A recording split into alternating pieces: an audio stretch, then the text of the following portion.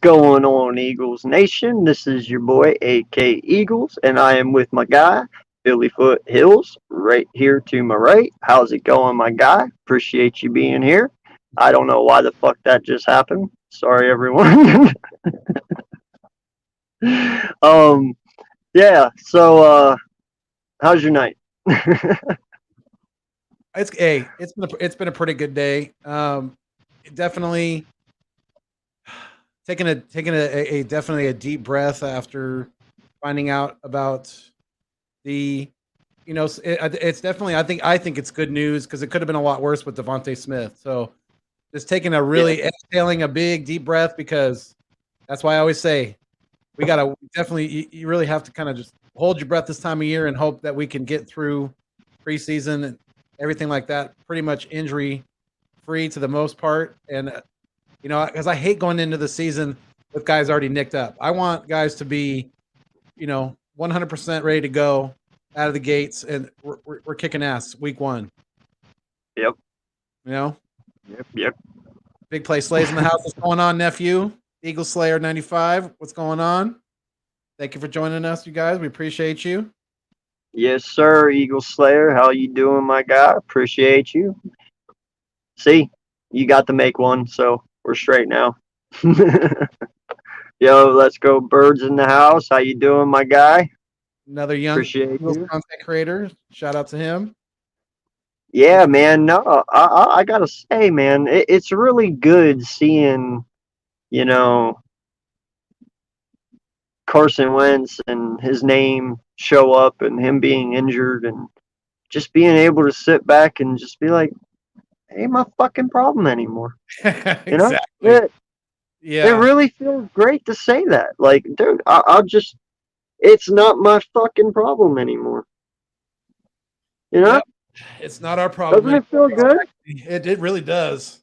It really, really does because, you know, as much as we wanted the second round pick to become a first round pick in it, you never know. It could still possibly turn out that way because he's not going to be out. They're saying 12 weeks at the longest. He probably won't be out that long. I think the surgery was pretty. I think it was pretty minor for the most part. It's not anything major. So I think that being that he's a lot leaner and lighter and a lot less weight is being going to be put on that foot during rehab. I think his rehab's going to go quicker than one might think. So, but you know what? Like you said, it's not our motherfucking problem anymore.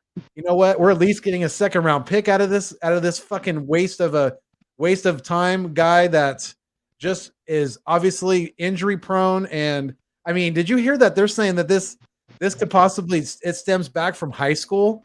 I mean, what a shout out to Vic 3 for bringing that to my attention because what a load of shit that is. Yeah. There's no fucking way that this has anything to do from any injury that he had all the way back in fucking high school. You give me a break. Yeah, man. No, God, I really want to fucking bring on like Dan Orlowski on my show and, all these other guys. And, when they sit there and they make comments, like, I get it, you sit there and you're like, well, Carson Wentz, he's going to have an MVP year. He's on the Colts and blah, blah, blah, change of scenery. It's going to make him better. It's going to do this. It's going to do that. But the one thing y'all forgot about is the one most important thing of all. The motherfucker is glass. Yes. And you said we were stupid for letting this man go. And that we are dumb for doing what we did. I don't feel so dumb anymore. Exactly. Who's looking dumb now, Dan? Who's looking dumb now? We're looking pretty I mean, good. Out of think this about whole it. Go ahead. No, I was just gonna say we're looking pretty damn good out of this whole deal with Crouton Wentz.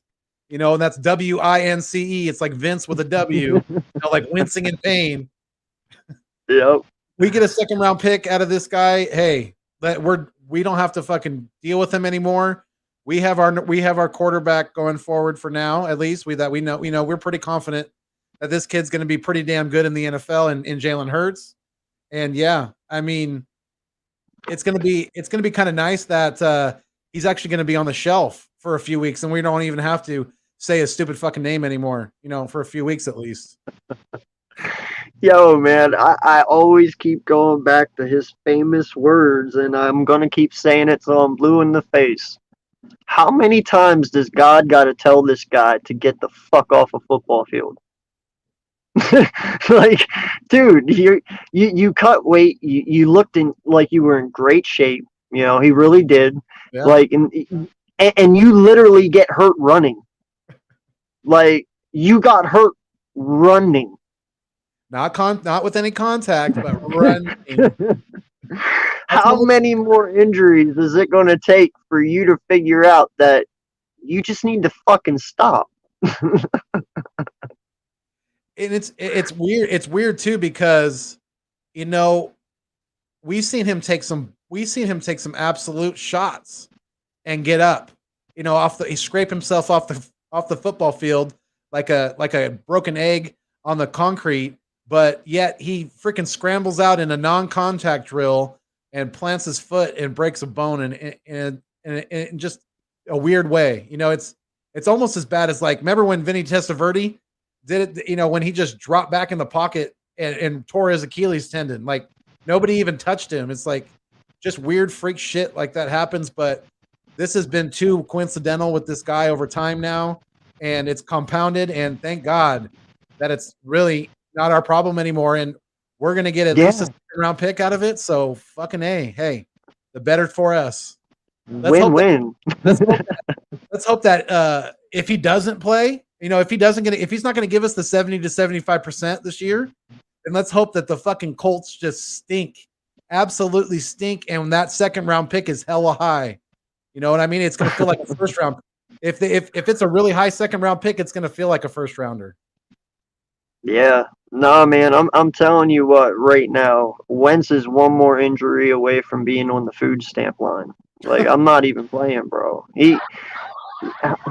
Carson Wentz. You can, dude. Like, I'm sorry, dude. Do you know how bad they're gonna tear this kid down in Indy? Like, you can't. You got over here. You were supposed to start fresh, and now you're right back to fucking being injured again. Like, and they're gonna knock Indy for making that trade. They're gonna sit there and say, "Why did you trade for a quarterback who is made of glass?" Right. And yeah, I mean, the fact that, yeah, oh wow, they sang Brent Huntley. Ooh, yeah, that's gonna really save the Colts. I think that they should have Nick Foles on the line.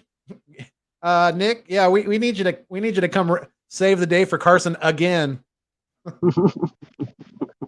Yo, I'm telling you right now, bro, if he fucking gets traded to the fucking Colts, I am doing a live where I stream for an hour and a half straight just laughing because I'm going to die.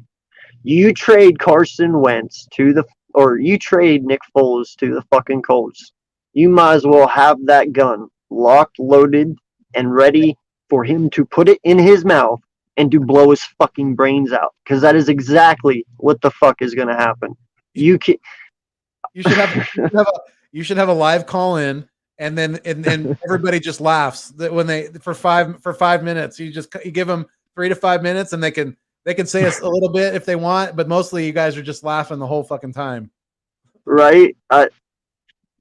In a way, though, I would feel so bad for the guy. I really would. Like, I really would. But in the end, it's like karma's a bitch, bro. It is. Absolutely, it is. I'm a firm believer in that. And I mean, if you had on guys like Desert Eagle, he's got a very infectious laugh. Yeah.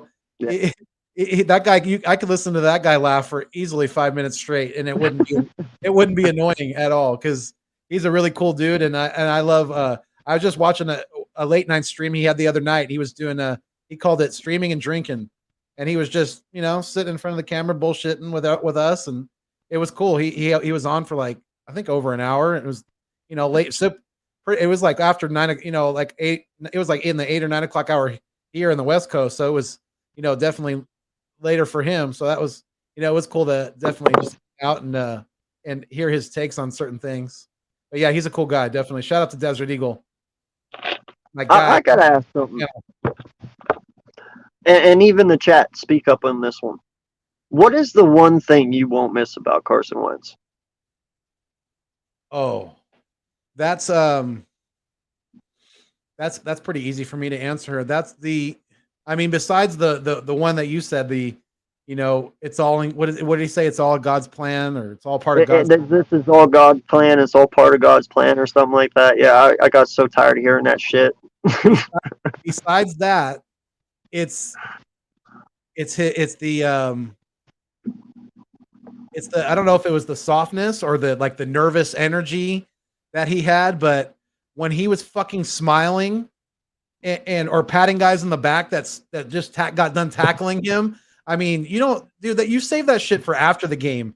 You don't do that shit during the game. If you just fucking turn the ball over and you're a quarterback, you should be doing the last thing you should be doing is fucking smiling.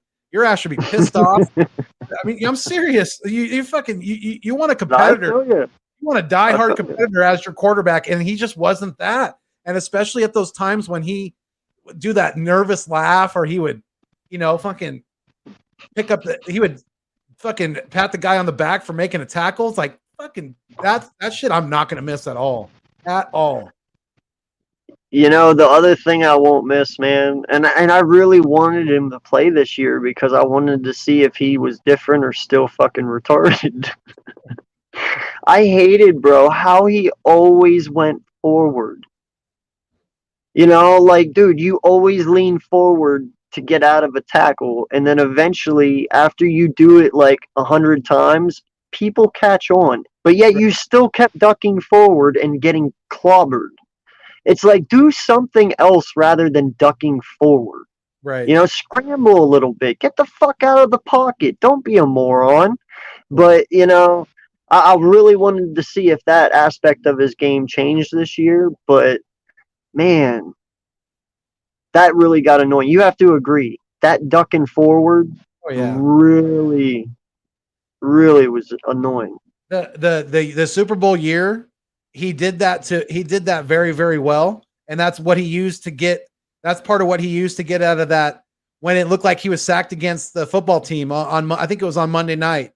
It was a primetime game. I don't know if it was Monday or Sunday night, but it was a primetime game. It looked like he was completely surrounded by the defense had collapsed on him, but he ducked under and he got out of there. And like you said, that worked at the beginning, but when you keep using that move over and over and over again, and you have nothing else in your arsenal as far as like avoiding a tackle, then of course they're going to catch on to that shit. And he was just, I mean, like, I thought he was he came out when coming into the NFL, they were saying he was a smart kid, very, very, he got really good grades in high school and in college. So, I was thinking that we're getting a smart kid who's going to be able to adjust and protect his body, especially after he got hurt, especially after he blew out his knee. I'm thinking, okay, he's going to adjust and he's going to learn how to slide. But did he ever learn how to slide? No. Why not? Because he just fucking doesn't. I guess he just doesn't care enough. Because I know he's like, you can't tell me that you're not athletic enough to fucking slide. He is athletic enough. All you got to do is if you don't know how to slide, get with a fucking coach. Go get with a baseball coach. He'll teach you how to slide real easily. You know what I'm saying? Like, go get with a base runner. It's his ego, man. It's his fucking ego. We all knew that. Like, this dude's ego was so fucking big. It's ridiculous. And in all honesty, man, I know a lot of people give him props and stuff for like 2019 and everything like that. But you know what? He did really shitty the last 4 fucking games. Okay. There was people who were worse than us blowing out like New York and Washington that year. You know what I mean? And Carson was just barely slipping by. And their defenses were one step ahead of ours that year. We weren't as bad, but our downfall was whenever it was 2020. Theirs was 1 year earlier than ours. You could see the Giants and stuff, their weakness. Ours wasn't there just quite yet, but we were on our way. And whenever you I forget where I was going with that. Fuck. Hold on. Brain fart. Yep. Brain fart for sure. But yeah, I mean, Sports Talk with Let's Go Birds. He made a good point. He said Flacco is a better slider than Wentz, and he got injured from sliding. LOL. Yeah, he got blasted. I mean, I think wasn't that Kiko Alonso that just, I mean, almost tore his head off. Yeah. He slid, yeah, and Kiko still freaking blasted him, and yeah, he knocked him out of the game, and I think Kiko might have got ejected out of the game too for that hit because that was blatantly dirty. I mean, he just he tried to decapitate Flacco, and he almost did. Oh, but yeah, where I was going with that though is, you know, in my eyes, other than 2017, he only had really one good year, man. Yeah, I understand he had over 4,000 yards passing, and he had, you know, no receiver over 500 yards. I get it. That's amazing. Yeah. You know, I can't lie. That is amazing, but, you know, he's just never been the same. He's never been the same since he got hurt. He really hasn't. No. A lot of his game was he relied on his mobility to get out of the pocket, to improvise on the run. And when you take even if it's a half a step away from a guy like Carson Wentz, then that's a lot because he wasn't he's not the, we all know he never was the fastest guy coming into the NFL. And but like I said, he did rely on his legs. You know, he's not a pure pocket quarterback, and he's never going to be. And that's why he's continued to struggle since being hurt, because he's tried to become that, and that's just not him. He's tried to become something that he's not. And now, even more so, you know, now more that the more and more he gets hurt, the more and more he's going to, in the back of his head, mentally, he's going to just have that weighing on him. And even more so, the coaches might, you know, try to protect him again and try to keep him in the pocket, which is it's just not his strong suit, and it's not going to work. Yeah, it's really not. But, you know, I mean, dude, I really feel he's going to be another Andrew Luck, in all honesty. You know, I believe there's only so many more injuries that this kid is going to be able to take before he has to just say, I'm done. You know, because you have to think injury after injury after injury. Dude, that's mental strain. You know, eventually you just wake up some days saying, can I even do this shit anymore? You know what I mean? Yeah. Like, I do.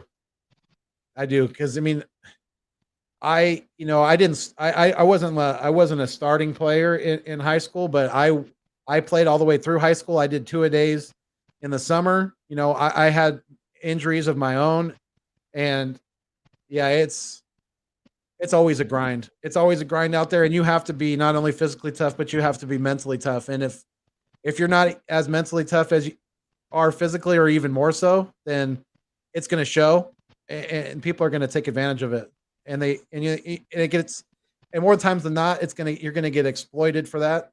And he definitely, you know, he has shown that Wentz, especially if you get him down, that it's hard for him to, you know, to pick himself up, you know, mentally, you know, to keep fighting through certain things. Like he's shown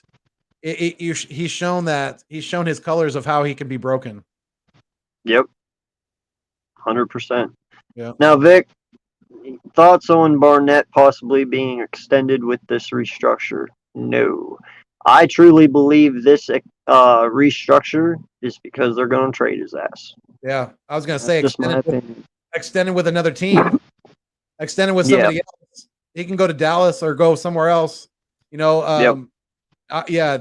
I don't want to extend Derek Barnett at all, and I'm glad that he listened to reason and was able to, you know, willing to restructure his deal, because we definitely have to.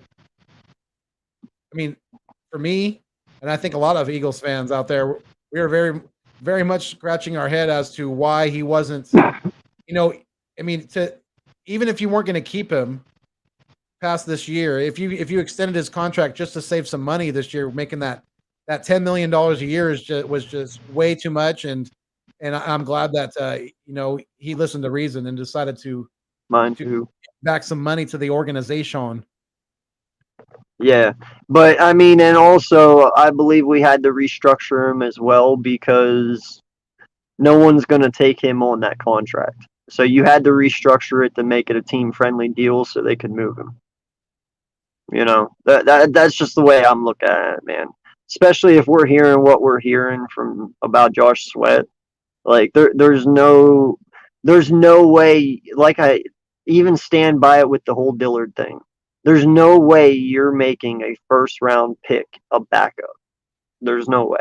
Like you can't do that. Right. Exactly. Yeah, I agree. And I mean, Andre Dillard is just looked like it looks like he's stuck in reverse right now. I don't know what's going on with this kid. I think it's more between the ears than it is physically at this point. I think he's letting it get to him mentally. And I think I think he might have been that way for a minute, you know, like I've been saying.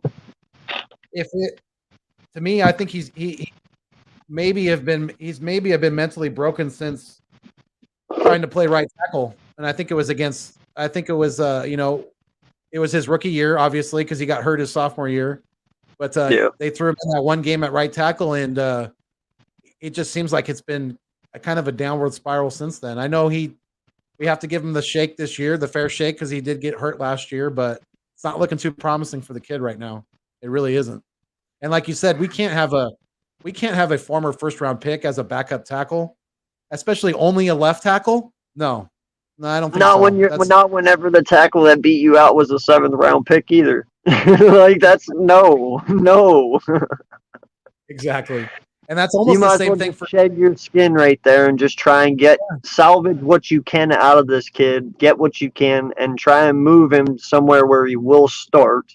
And they do yeah, need a left tackle, and just hope to God whoever takes him feels that they can, fix him. exactly. And it's almost the same exact scenario with Derek Barnett and Josh Sweat. You know, Derek Barnett's a former first round pick who hasn't really panned out in the NFL. I mean, and Josh Sweat is chomping at the bit right now. He is getting high praise from Brandon Graham, and my boy BG doesn't bullshit. You know, he tells it like it is. I don't think he would come out and say that if he didn't firmly believe it.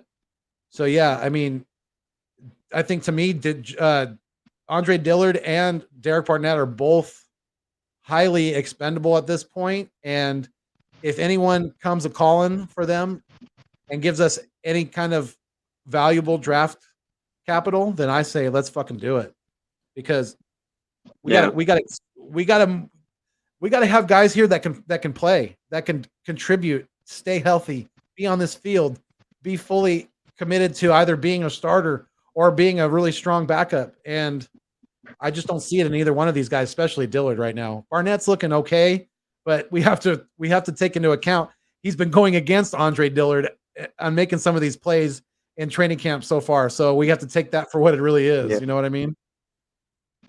Yeah. No, I agree, man. But that's what my whole bright side is, though, to this whole thing is, dude, our depth, man, that we have at offensive line is truly amazing.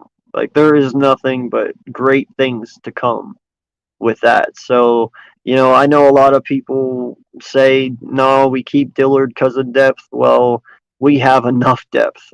Like truly, we do. Losing Dillard is not going to truly hurt us one bit. So Yeah, I just don't see us. I just don't see how we can have a guy sitting on the bench who is a former first round pick. I just really don't. You know what I mean? It's one thing to it's one thing to if Dillard wasn't a first round pick, that would be another story. But like you said, when you have a guy like Mulata beat you out for the starting left tackle position, I mean, you have to be able to,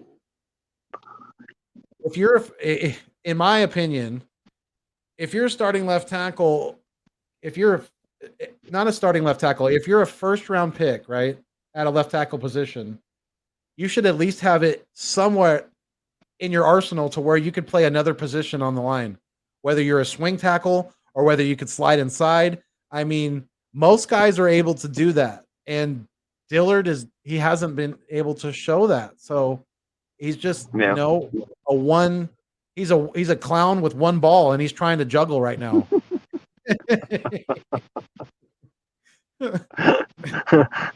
One nut Dillard. Exactly. Yeah, exactly. Okay, no, Jordy, you are entirely correct, my friend. We have entirely enough depth to trade Dillard. Like I don't see how we don't, and we do have enough depth at the end to trade Barnett. You know, we still have Jackson, right? The rookie this year that we drafted. Yeah. The defensive end. Yes, sir. Yeah. And if Cox is going to play some defensive end this year, and if they rotate, flip and flop, and whatever. Hell, even Milton Williams could play some defensive end too. He's showing versatility. Yeah. He's athletic enough to where you could slide him outside. He's like the opposite of BG. BG's a defensive end, but you could slide him inside and have him play some defensive tackle when you need to. Just like we did in the Super Bowl. That's how he got the strip sack against Brady. He was inside. He knew he saw a weakness that he could exploit against that the guard, and he did it. He attacked it, and I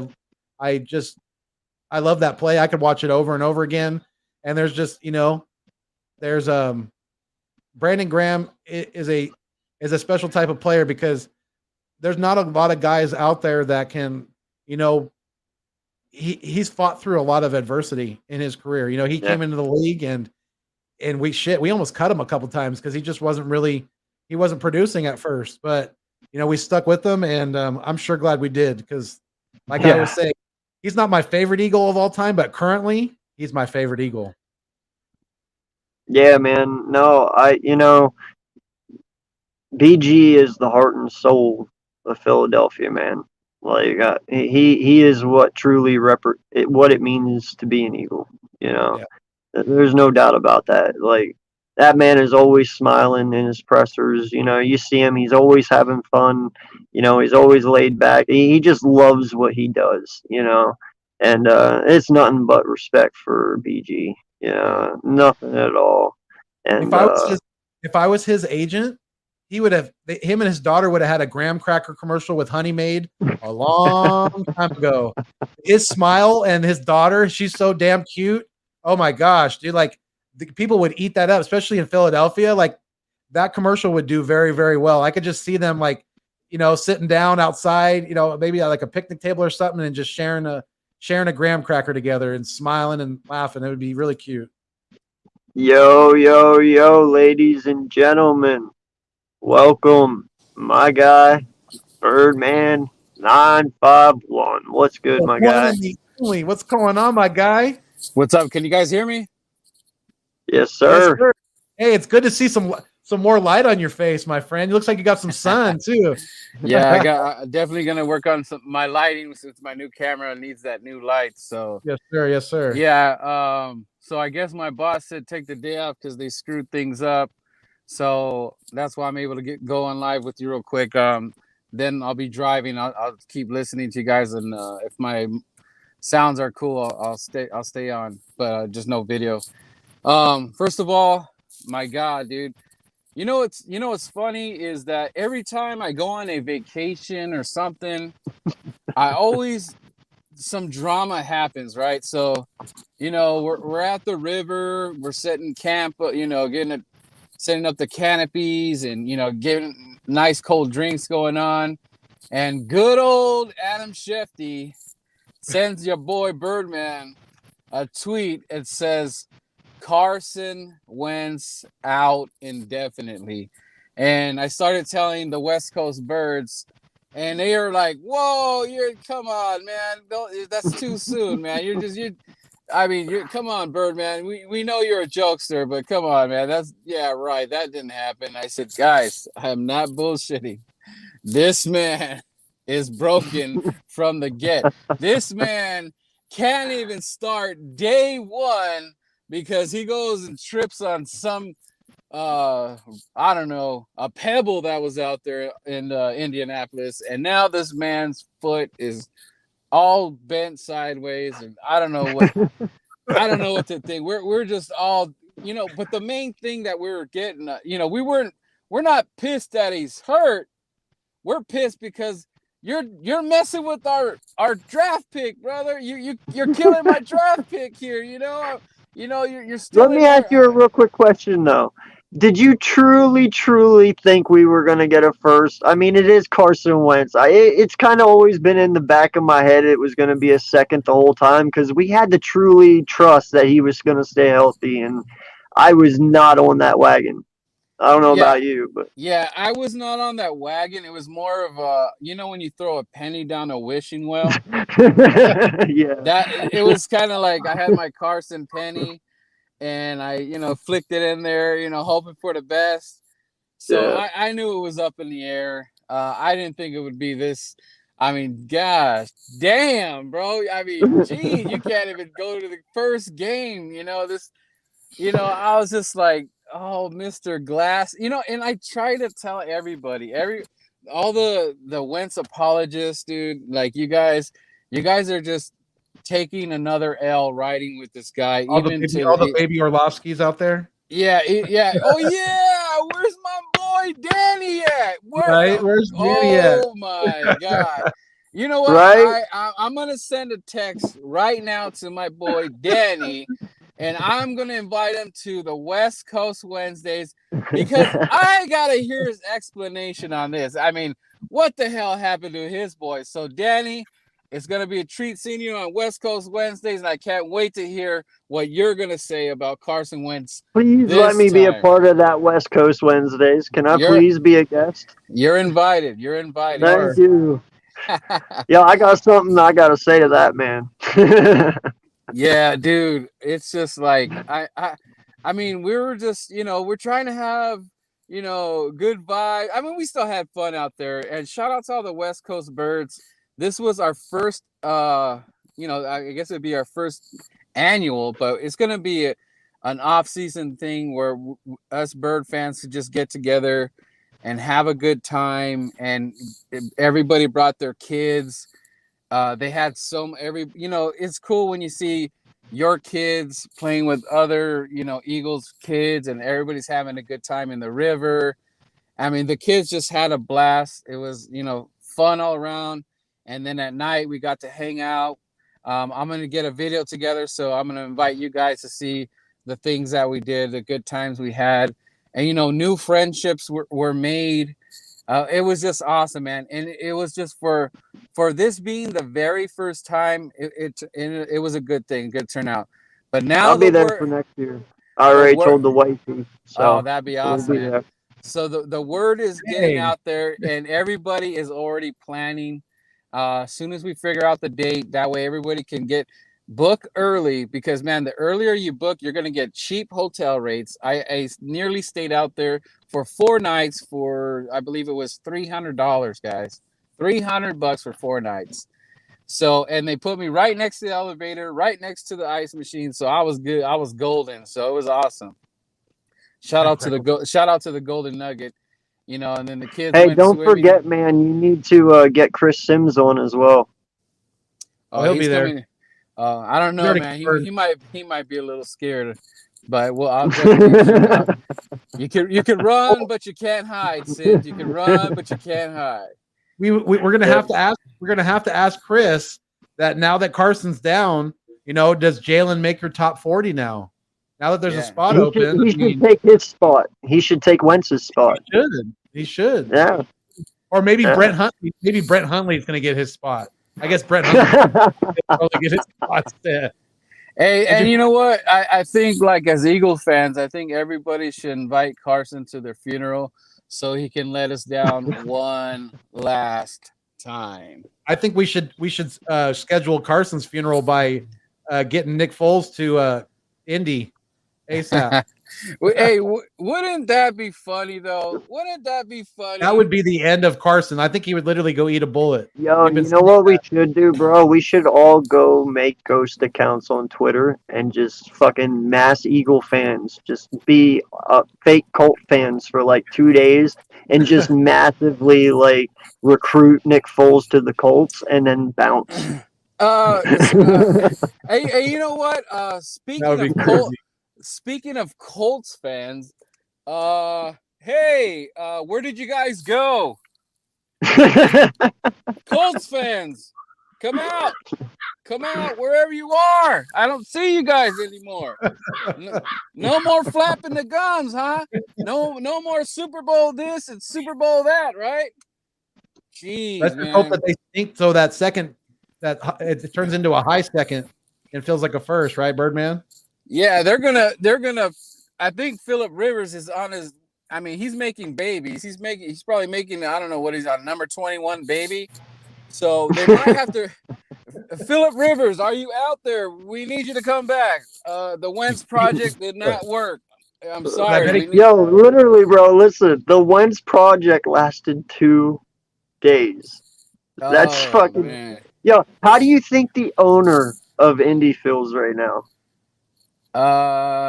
He's like, slap me, sir, may I have another? Slap me, sir, may I have another? Slap me, sir, may I have another? Yeah. What if the snap he felt in his foot is the only snap he's gonna be taking this year? Snap your fingers like Little John. Yeah. Oh man, what a dude! I mean, at this point, Carson. Just go like this. It's not our problem anymore, baby. Exactly. It's not our problem, bro.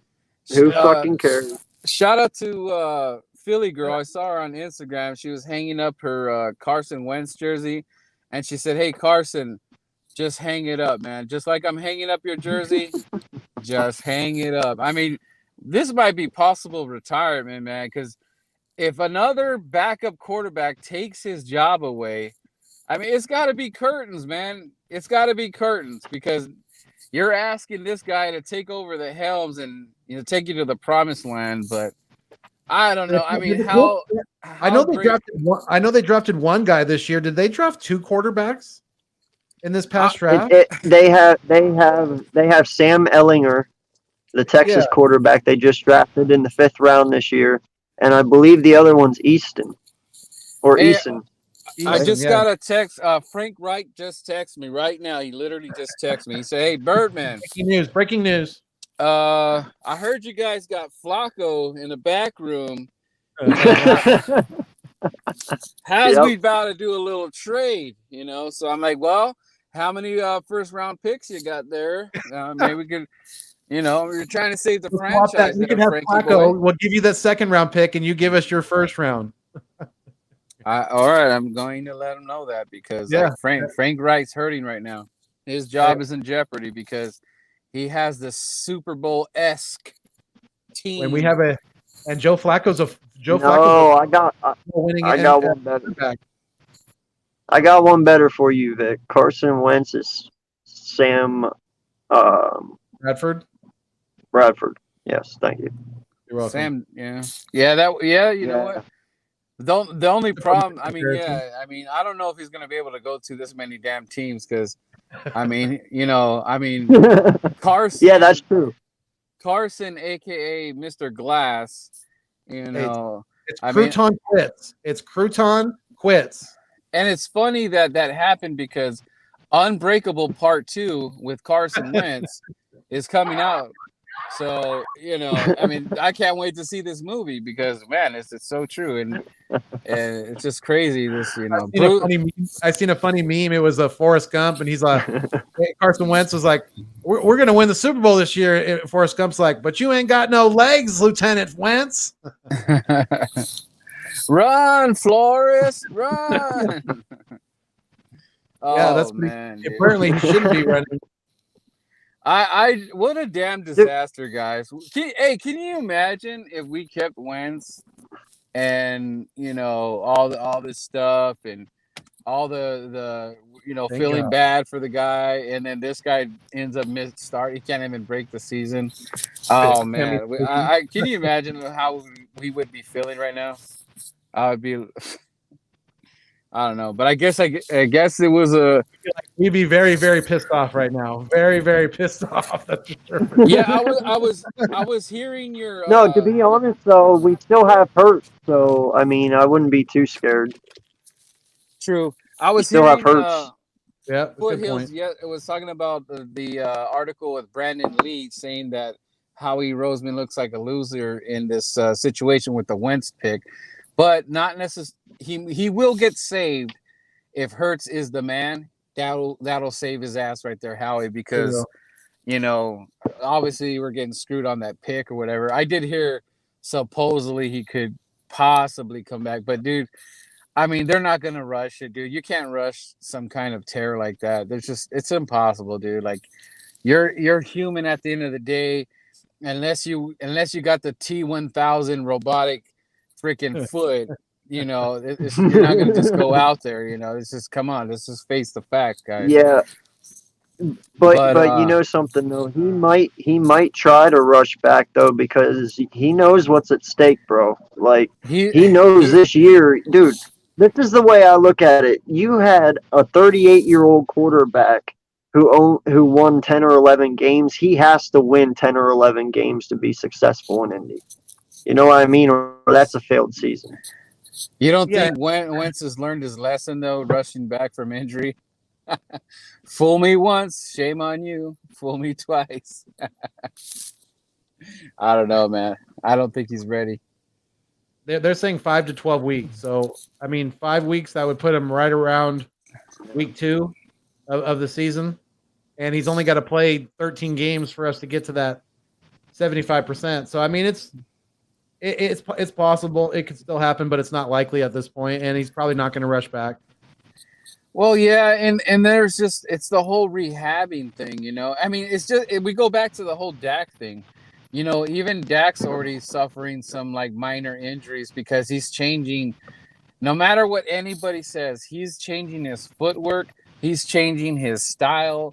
I mean, he's with receivers like that, he should be way more of a pocket passer. But it depends on the O-line. And speaking of O-line.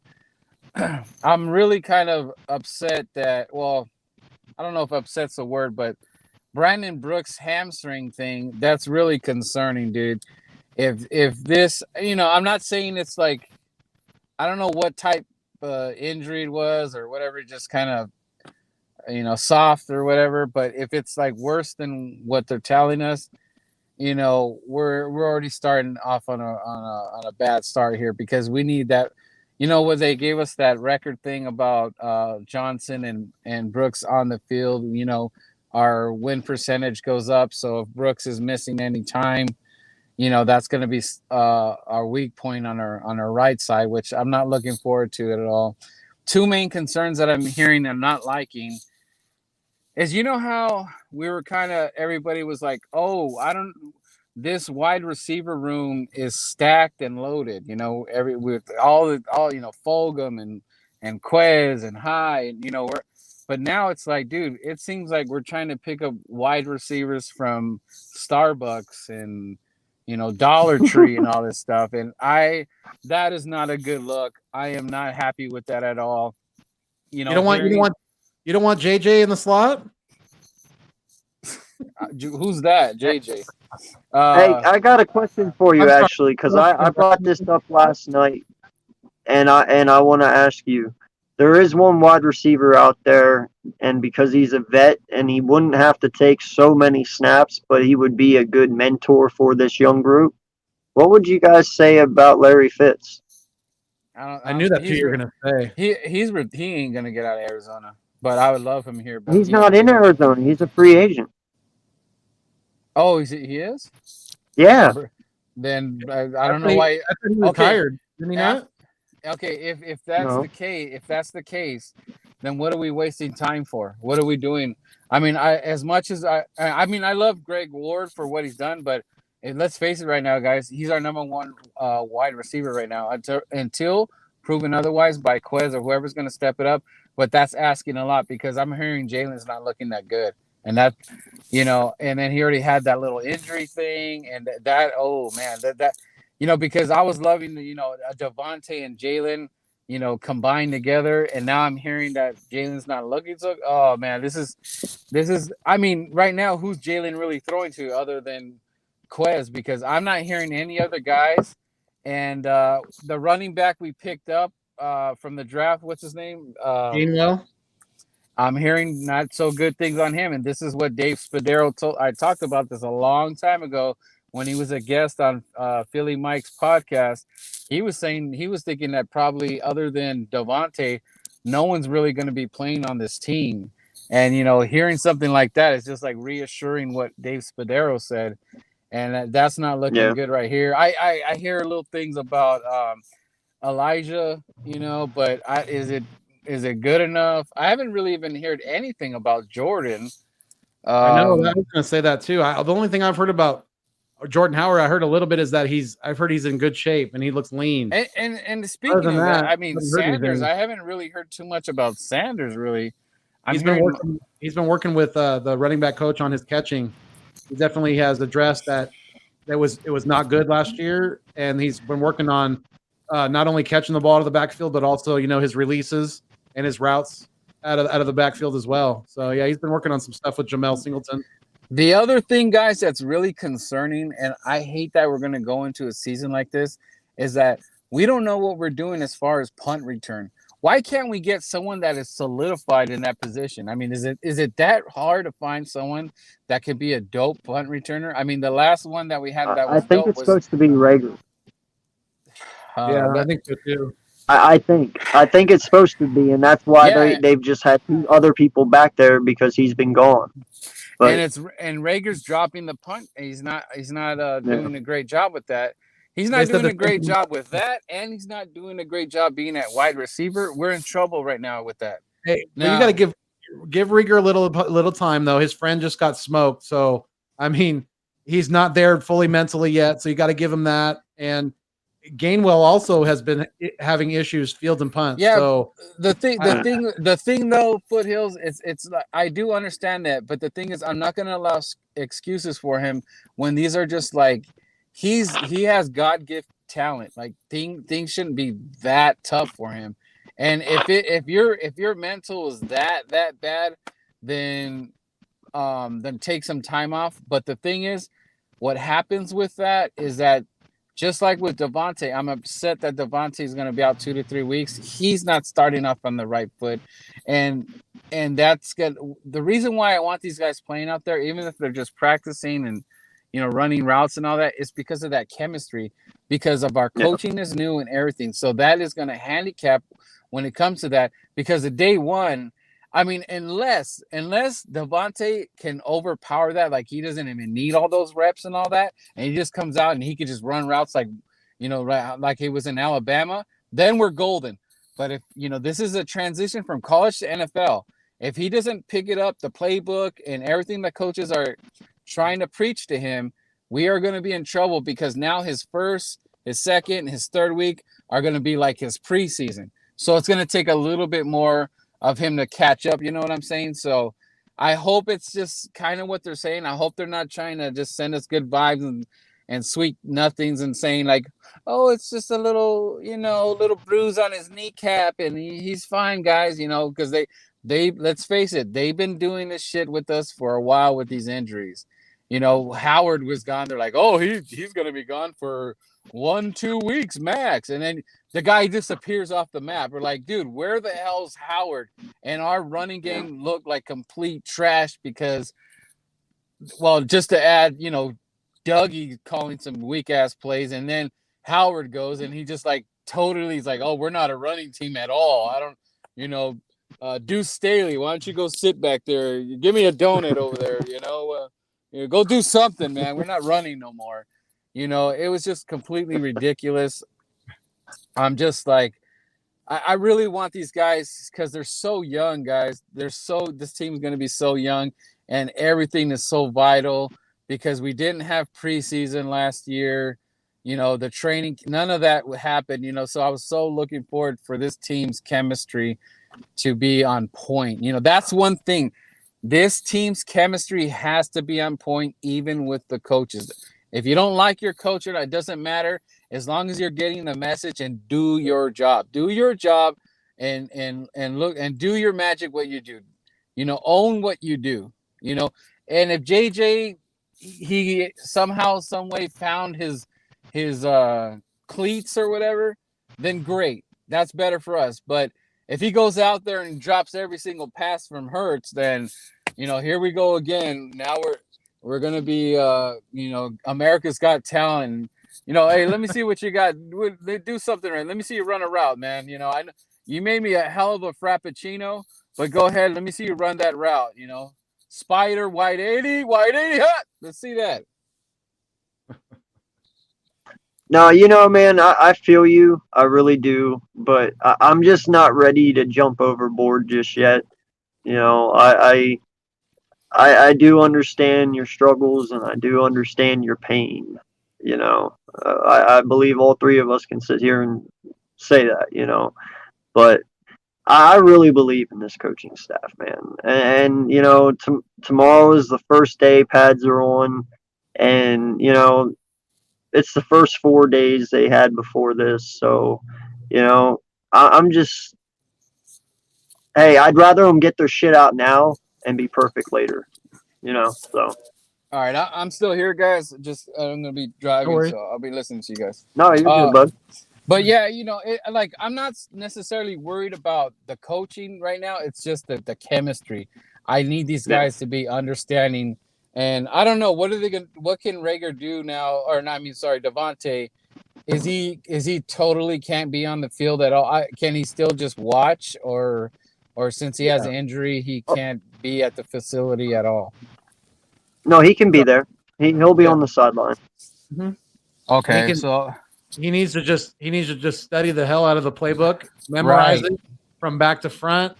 And I'm not too overly worried about especially his chemistry with Jalen Hurts. Yes, the offense as a whole, kind of, because they all need to work together. But being that they have their history together and they've already been working in the off season, building that, just getting back on the bike, so to speak, with their working relationship and their chemistry. So I'm not too worried about that, because I think Devontae is going to be fine. I think him and Jalen Hurts know each other pretty damn well at this point, and if they're going to be good to go whenever. I think Devontae is going to be fine week 1, and I think they're going to hit the ground running. Well, the other thing too, the other thing too that I don't like is that they're when you have a Devontae out there, the other receivers feed off that, and it's like because Nick Sirianni is preaching the competition thing. So it's just like, if you're playing with Michael Jordan and, he's doing a 5-on-5 and he's on your team, you're going to try to show out and show, hey, look, Mike, check out this 3 right here, Mike. So it's just kind of like that energy. I don't want it to disappear because, his presence is not on the field. You know what I'm saying? Because we need these guys to pick up the slack if he's not there, because I want them to watch his footwork, see how he, brings himself together. So stuff like that to me is really important because, like I said, this team is young, including him, but he, looking at his tape, you could tell that he put in that work. Not saying the other guys did it, but this man obviously won a Heisman. So, there's got to be something to be said about that. Yeah, but for sure, man. The thing that I don't like about this whole I love the idea of competition at every position. I really, really do, but we don't have it. We only have one punter and one kicker on this team. Why isn't there any competition for especially Jake Elliott, who is already showing that he's kind of struggling in camp? I was reading he only made 4 out of 6 field goals in practice. That's just that's not going to fucking cut it, because what are you going to do during the game when there's thousands of fans screaming at the top of their lungs, and all the pressure's on you to make that winning field goal. You know, we need, if you're going to say competition, I want to see it at every single position. I don't care if it costs us a little bit more money or what we have to do. Bring some guys off the street. I don't really care. Go get some soccer players. I don't really care. Give me some competition, though. Yeah, because that's where listen, we got 9. Go ahead. Go ahead, Brewman. We got 9 people in here. Please hit that like button. Please hit that subscribe if you haven't already. 200 subs, giving away a free vintage Eagles blanket to one lucky winner. So definitely get into that before it's too late. Go ahead, buddy. I lost train of thought. Who are we talking about right now? Before you said that. Foothills. Who were you mentioning? We were talking about. We were talking about the kicker. Yeah, the competition having competition at every position. Yeah. So what I was thinking, because remember when we play Atlanta, I said this game's going to come down to a field goal. You know, if he's going to miss that field goal, you know, I want him out of here, dude. Like and Howie Roseman, you know, that's where he's taking the out because he paid that man too much money off of just being in the Super Bowl. Like I don't know. I think that was ridiculous what he did with that contract. He still should have been. I mean, I don't even think David Akers got paid like that. But anyways, he's got to be out of here. We should have already had a kicker, but like you said, Nick Sirianni is going to learn the tough way, because if he goes out there and he's laying eggs and he's slicing and dicing and missing these wide open field goals and these gimmies, he's good as gone. Because if he's costing us the game right off the bat, you know, he's got to go. You know, the one good thing, though, I've heard is our punter, Spanos, or whatever his name is, the Australian guy. Yeah, I hear he's got an amazing leg on him. So I'm interested to see that. I am too, definitely. Yeah, and if he does, then, you know, bringing in some competition, he shouldn't be worried about that, because if he's got a mule leg, then he should be fine. Yeah. Yeah, no, I agree. You could bring in another kicker easily. Yeah, to me, Jake Elliott's on the hot seat. He's on the hot seat, man. He's got to be. Yeah. He's got to be. If he shows any instability at the start of the season, we got to bring some other guys in, and I think we should do that now. I really, really do. We should we should be we should be getting ahead of the curve, you know, as opposed to being behind it. You know what I mean? It's about time we start being at the front end of things instead of waiting until everybody else does it and then jump on it. We got to be more proactive. I mean, if you think about it, my guy, you look back in Eagles history, we've always had a really good kicker. Like, we always have. Kicker has always been one of our strong suits. You know, so it's like, what are we doing here? You know, it just seems like all of a sudden it doesn't even matter anymore. You know? I'm trying to remember who the kicker was before Akers. Her name is Akers was most of my life, man. So right. It is hard to think that far back. But I do know we've had really good kickers, you know? No, we have for the most part. I think we might have had Chris Boniel at one point. Yeah. Oh yeah, we had Jeff Eagles. He was a punter. He was our punter for years. Trying to think of the one right before Akers, though. He was actually really fucking good. Let's see.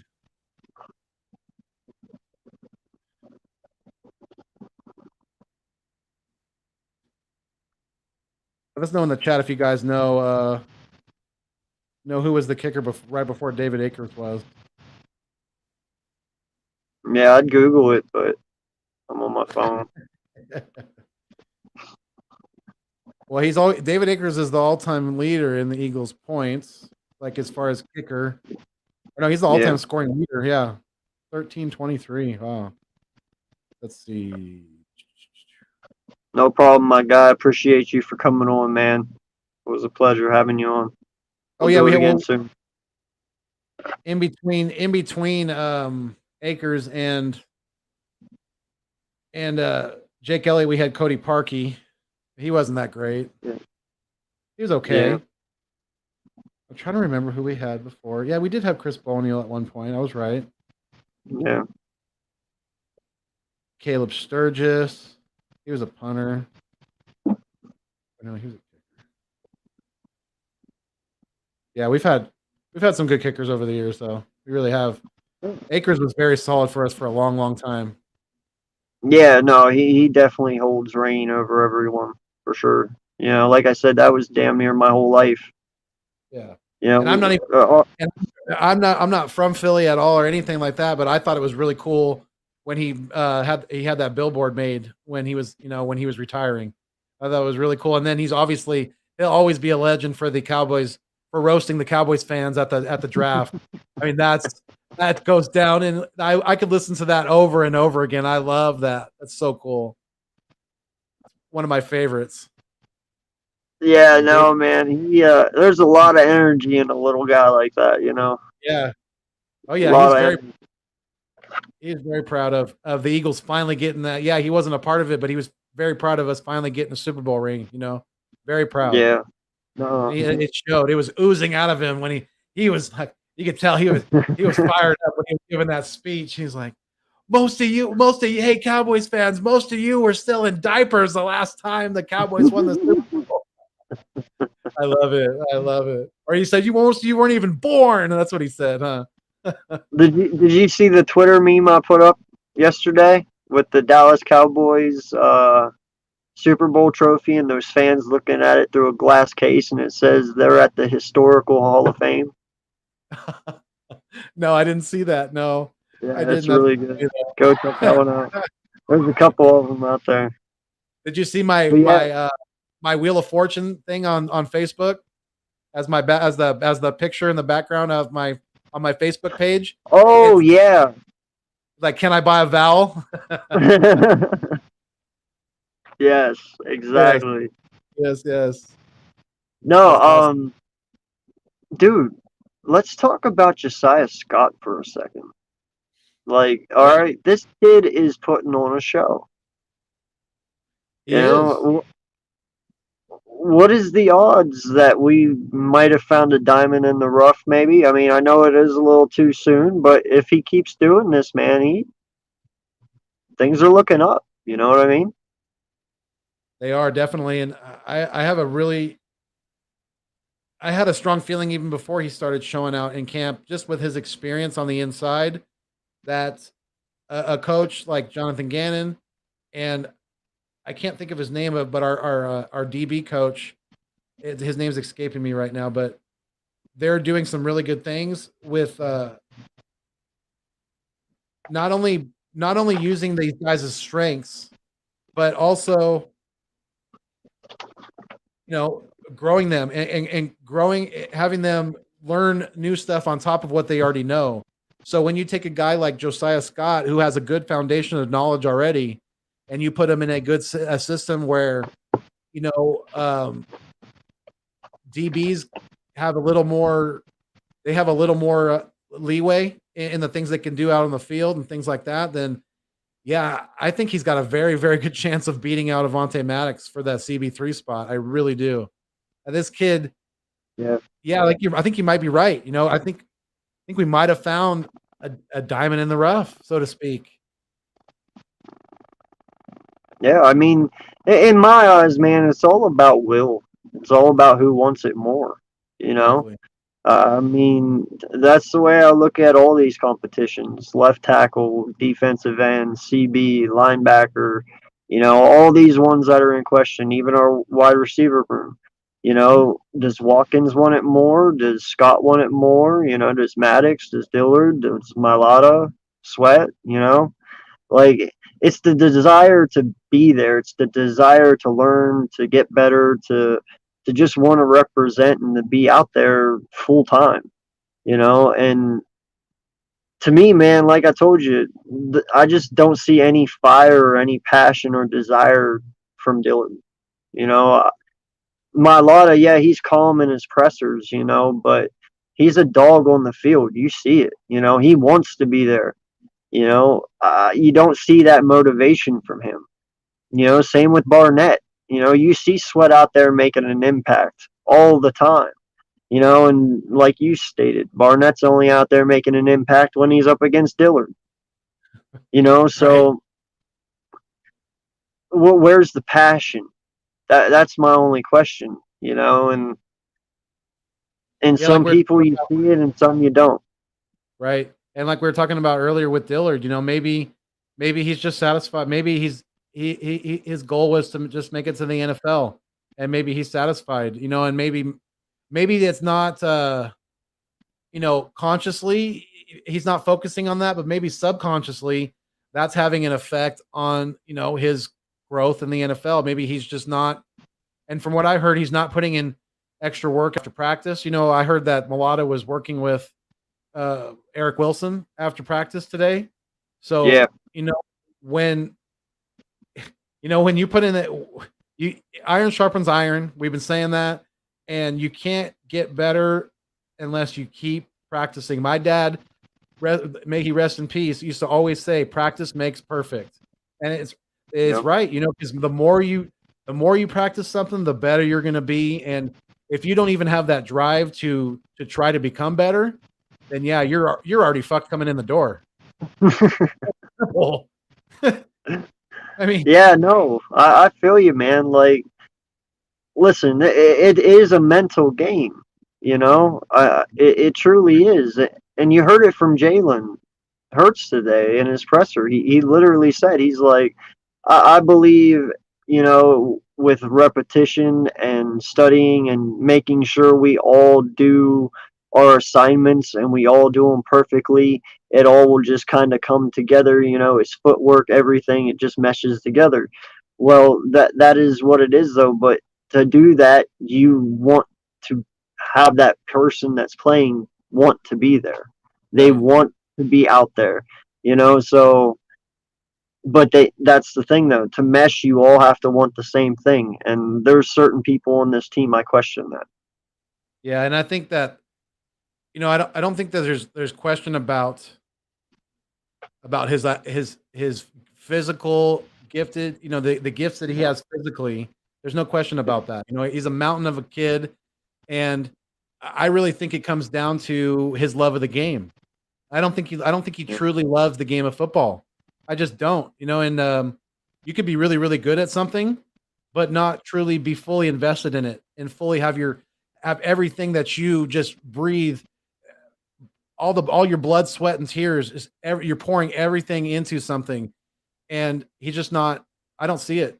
I just don't. I just don't. You know, I see guys like I said, guys like Mailata, after already having a great practice, still putting in work after practice with a top end linebacker to go against. So yeah, I mean, to me, if you're not showing the effort, if you're not willing to sacrifice everything that you have to sacrifice to become better and to grow in this league and just to develop as a person and as a professional, you know, if you're not willing to make the sacrifices, then there's the doors that way. It really is. Yeah. Right there. Yeah. I feel you, man. I'll help you pack your bag. I feel you. You know, and that's why I loved watching Hurts today in his presser, bro. Like, I just sat there and I probably watched it 3 times over, no lie. Like, he is so impressive. Like, just the way he talks, like his mentality. Yeah. You know, he's confident. He just sounds very, very confident. And it's something I've been waiting for a long fucking time. You know what I mean? Like, he just has that swagger about him, like just nothing even fucking matters. You know, and all he does is live, sleep, eat, and breathe football. You know, the kid is 22 years old. He doesn't have anything on his mind but just fucking football. Right, and that is what we need right now. Yeah, no girlfriend, not married, as far as we know. Right. You know, yeah. But you know, dude, I agree with you. that's all he fucking does is just study, man. And you hear it in his voice and the dedication, and it's like, Not only dude, that, just but what do you think of not only that, but what do you think of the idea? And shout out to my buddy, my good buddy. He's a good buddy of mine growing up as a kid in Davis, and he's a couple years older than me, but he lives in New Mexico, and since living in that area, he wasn't always a Cowboys fan, but he's a Dallas Cowboys fan. I'm gonna have him on my channel tomorrow night. Actually, I gave him the name Dallas Daryl because his name's Daryl. So I'm gonna have Dallas Daryl on tomorrow night. But he brought up an interesting thing to me earlier today, and I think he might be right. What do you think of the idea of Jalen Hurts being considered the strongest? I'm talking physically strongest quarterback in the league. I mean, he is. He just deadlifted 625 pounds like it was nothing. Like it was nothing. Right? I mean, he's got to be. If he's not he's got to be one of the strongest, if not the. You know what I mean? It's facts. Well, I'm pretty sure he is. I don't even think Lamar lifts that much. You know, I don't even think Pat Mahomes lifts that much. Right. The Lamar Jackson, like you're talking deadlifting, and he's the guy that I would have. He's the next quarterback that I would have thought that could probably be in that ballpark. But I don't. It'd be interesting to see how much he deadlifts. You know, because I think Jalen Hurts might be the strongest quarterback in the league. That's amazing. We have some. Well, I want you to put something into perspective. I believe that Saquon is right around 800 pounds. Jeez. Wow. Okay, I'm pretty sure that's around what he is. So Jalen's not too far behind this guy. Right. I mean, and as far as I know, Saquon is the highest person that can squat that. You know, so man, no, who knows, man? Maybe in the next year or two you'll see Jalen throw up 8. I would not be amazed if he did.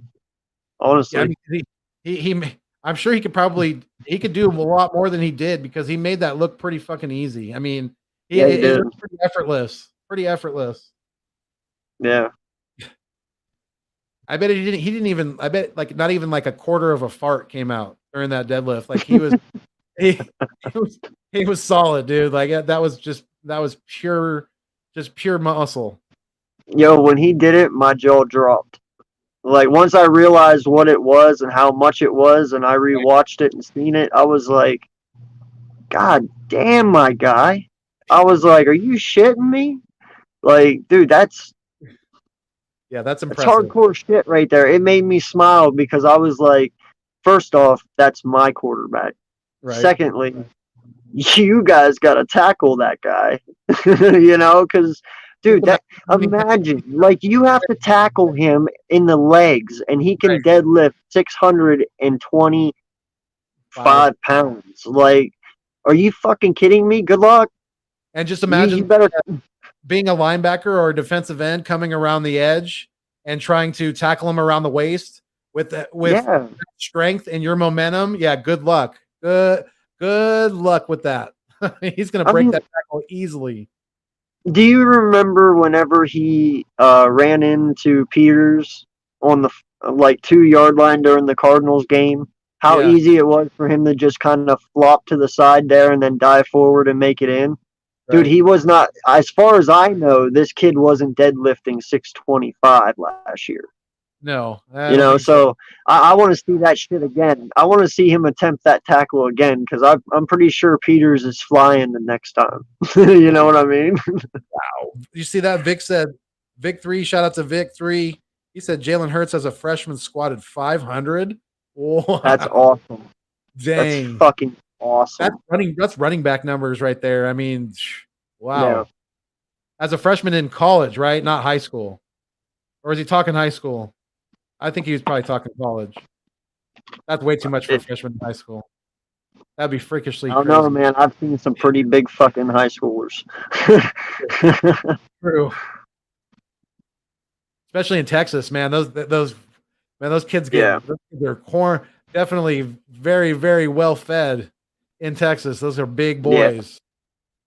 He said at Bama, freshman at Bama. Okay. Yeah, that's what I thought you meant. But I mean, even still though, man, think about it. Freshman at Bama, he was probably 18. Right. I mean, that's So still some fucking weight for an 18-year-old. that means he was. Yeah, that means he was squatting 500 as a senior in high school. I mean, that's equivalent. So yeah, it means that's impressive. Once again, Barkley greater chance to get Yeah, injured. no, Richie, I've been saying that, my guy. Barkley, dude, even before he got to the fucking NFL, he had over 2,000 touches on him. You know, that's a lot. And now I don't know how many he's had in the 2 years he's been with the Giants, but I know they use him a lot. You know, I'm pretty sure he was up to around 300 his rookie year, right? Something like that. So Probably not too far off, yeah. And he didn't have much, he but still, I mean, with yeah, the amount of usage that his legs have had, and the fact too that New York didn't really address their offensive line. They still have a lot of issues up front, and I don't think they're a lot of the Giants fans think that they're going to lean on Saquon. Well, I don't know how you're going to do that when the offensive line's not really opening up holes for him. What's he going to? He can't bounce outside every time. It's just not. That's not Saquon. Saquon's a downhill. He's a downhill type of running back. He likes to get that momentum going forward. That way, it's a lot harder for you to stop that beast of a body that he has. But I mean, we all seen it. The running backs in the NFL have very, very short shelf lives, and it's even more. We're seeing it not only in Saquon, but we're seeing it in Zeke. Being used a lot at Ohio State. Both of these guys have been used a lot in college and now in the NFL. So, yeah, it definitely tends to compound itself over time. And, yeah, I mean, when you're running the ball, when you're getting tackled over and over again, yeah, that tends to wear your body down quite a bit. And I'm a huge Penn State fan. So I love Saquon Barkley, especially with him being in Penn State. Now, granted, I don't love him now because he plays for the fucking Giants, but what can I do about that? But I'm not biased when I say this. That's why I always say, dude, and not just that. Did you see the pictures already of his fucking legs this year? Dude, holy fuck. You can barely see the guy's kneecaps. His knees are so big. Like, you can tell. And that tells me one thing right there. He's fucking scared because he's building his legs to be able to take those fucking hits. Yeah. So he's worried. You don't build that much fucking muscle up in your legs. And dude, his fucking calf muscles are the size of my neck. Like they're fucking huge.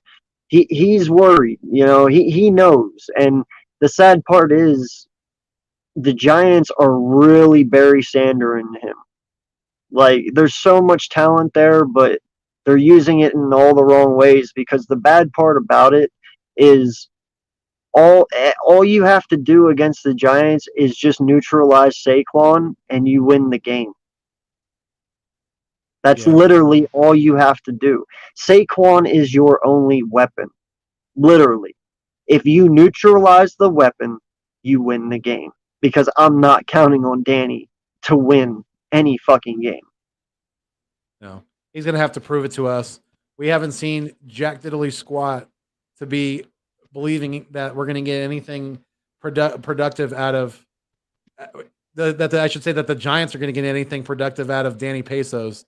They just, I mean, we've said it many a times. Yeah, he didn't have Saquon last year, and yeah, he didn't have a lot of offensive weapons around him, but I mean, that's not going to improve the way he throws the ball. That's not going to improve the way he plays as a quarterback.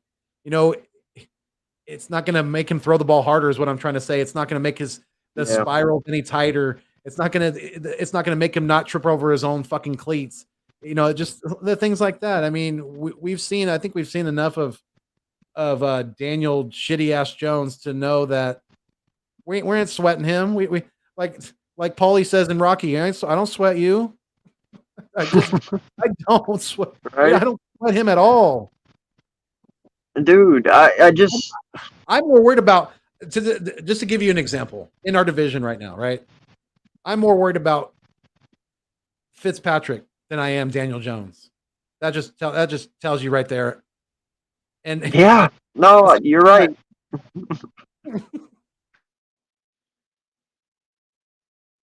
Yeah, I mean, our division with Dak being shoulder strained right now, he's on the shelf. Daniel Jones not proven to me anything worth a damn, and with Ryan Fitzpatrick in Washington, you know, we have a very good opportunity to become competitive again very, very quickly because of our division and just the state of the NFC East right now, with the football team not really having a quarterback or a very good secondary, with the football Giants not having a quarterback really of anything of value, and their offensive line is pretty shitty as well. And with the Cowboys having holes in the secondary, and with Dak being hurt now, and their offensive line has been kind of shaky the last season or two as well. So I mean, we have a prime opportunity to make sure that we don't, and that's one thing that's working also in Howie Roseman's favor. You know, under his reign as GM, we have never had back-to-back losing seasons in our organization. So, you know, Yeah. definitely if we have a losing season, he's gone. Guarantee you. Well, don't say that, because then I'd have to wish for a losing season, and I don't want to do That's true. that. We're stuck between a rock and a hard place with Howie Roseman right now. We really are. Yeah. No, actually, you know what? We're going to bring this one up. Yes, the linebackers. Okay? I'm going to tell you this, man. If Wilson and Singleton can just do what they did last year, that is accounted for 250 tackles between both of them. That's amazing. Between two players. Okay? They don't even need to do that much to me. I mean, they could do 75% of that, and that would be solid for us, because that rate 75% of 250, you know, that's good enough between two players. Definitely, that's more than enough. Absolutely, I agree. I'd still rather like to see 250 though. I'd still like to see 250 though. Yeah. I mean, if they both could come out here and have like 112 tackles each, man, that'd be fucking dope as shit. I'd probably shit bricks. Yeah, well, I mean, when your defense is getting a lot of tackles, that's either one. It means either one of two things, right? That means your offense either is really, really bad, and your defense is on the field way more than they should be, or your offense is just lighting it up and putting up a lot of points very quickly. And you know, so it's either very good or it's very bad. One of the two. Yeah. Well, hopefully we're just right in the middle. Right? Yeah. You know. I agree. But you know, dude, and Taylor, man. Hey, don't sleep on you know, on Jannard Avery. He's got speed enough to run down a guy like Daniel Jones, you know. Yeah. And I've been hearing that we're been playing some 3-4 fronts as well. So even a guy like Ryan Kerrigan can play some outside linebacker if we're in a 3-4 front. And don't sleep on that, because that guy is got a lot left in the tank. Yeah, and not just that, dude, but Taylor and Bradley, two up and coming people. You know, you definitely watch out for those guys. Avery, you know, Osborne, he's kind of iffy. I'm not sure about him. You know, he might have potential. He's got some speed. Yeah, being a safety in college. Yeah, I think Stevens. I know he's listed as a linebacker, but I truly think he's going to flop back to safety as well. You know, I think he's going to be used in both positions, kind of how Jamal Adams is. You know, I believe he's going to be all over. He's not just going to line up at linebacker. He's going to line up at safety. Hell, he might even be in the slot for a couple. You know, I don't know. But I believe he will be used a lot, because he is a very versatile player. He is. And, you know, a lot of guys are giving him high praise, like Patrick Peterson and Tyrann Mathieu. And those guys are proven players in the NFL, so they know talent when they see it. They're not just blowing smoke. There's a certain types of players that are able to wear number 7 at LSU, and he wore number 7. So they're saying a lot of good things about this kid, and not only on the field, but he sounds like he's a very, very good person and a great citizen in the community as well. So I think we got a really good late round draft pick in Jacoby Stevens. I think he's going to pan out in the NFL. I do have a good feeling about him. Yeah, I do too, man. And if he doesn't, I'll be heartbroken, honestly. Yeah, because I do think highly of him as well. I think he could be one of the missing pieces we've needed for a little bit here. So if he's able to play good enough at safety, he could possibly be the eventual replacement for McLeod. Man, I really want that to be Kayvon though. I do too.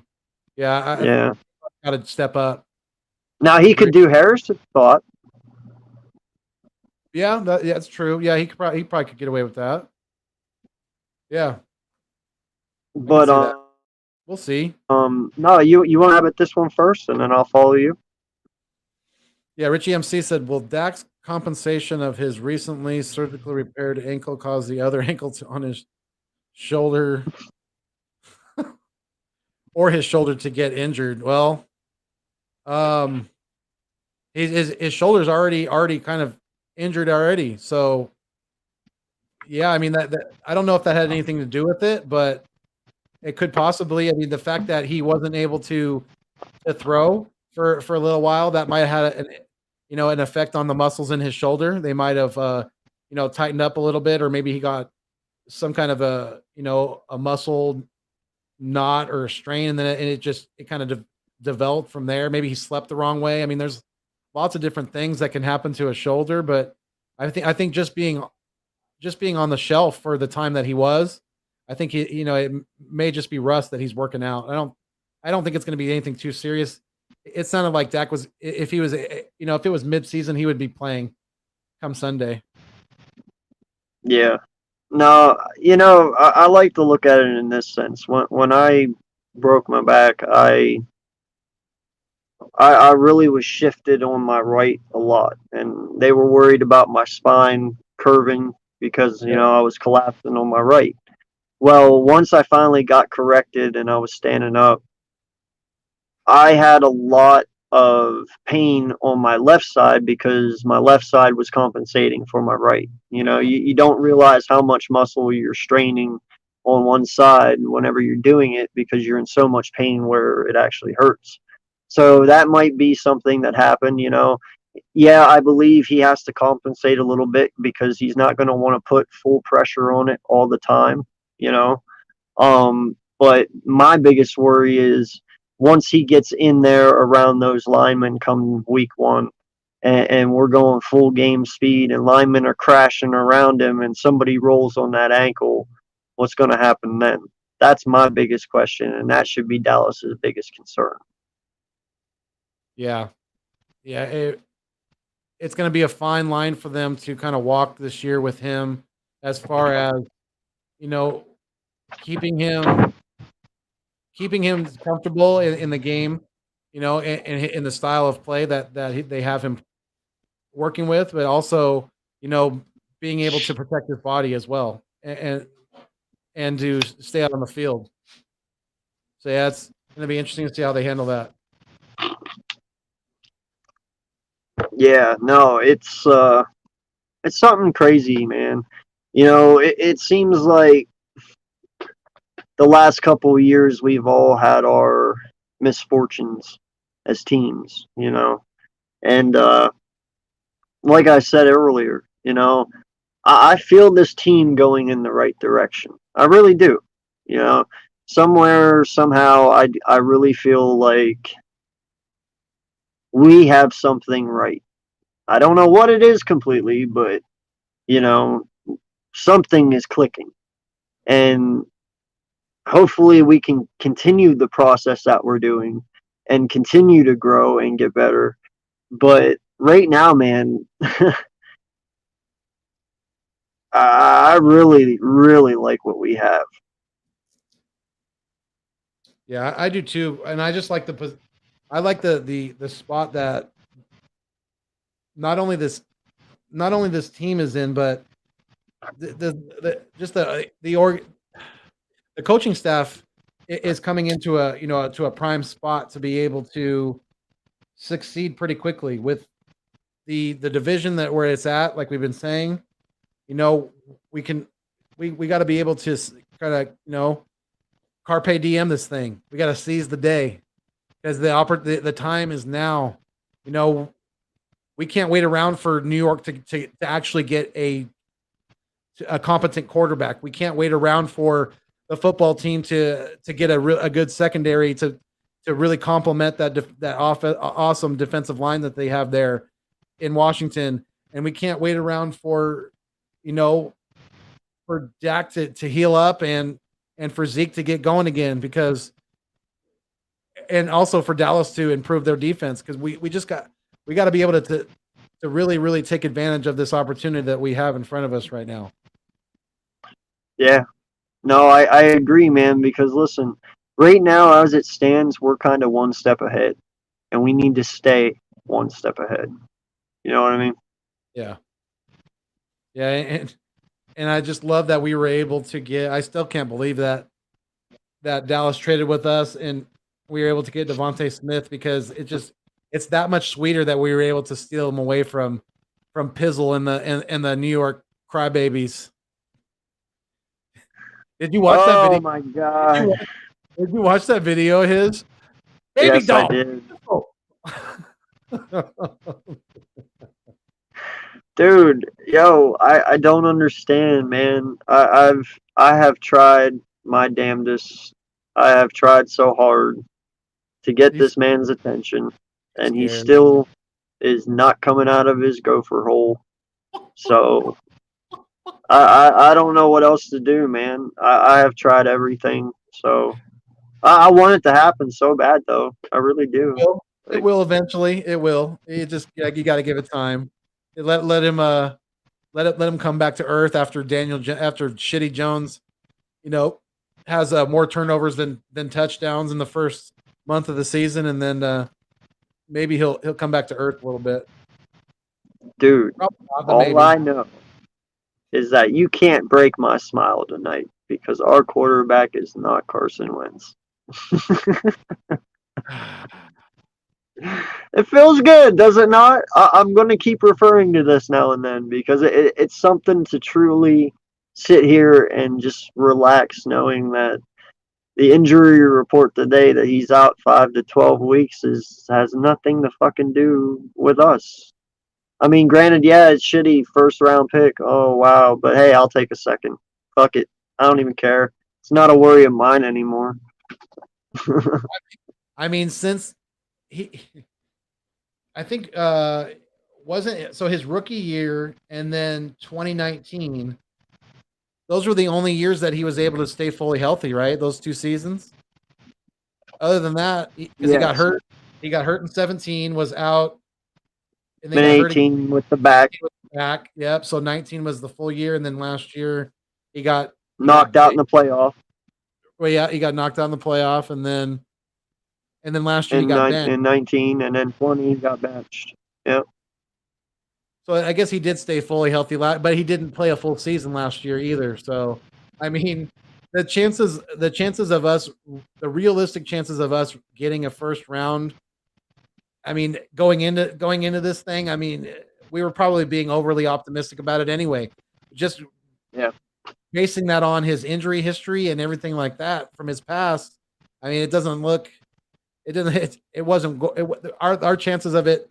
It was probably about a 50-50. Really, going in. I have a better chance of winning the lottery.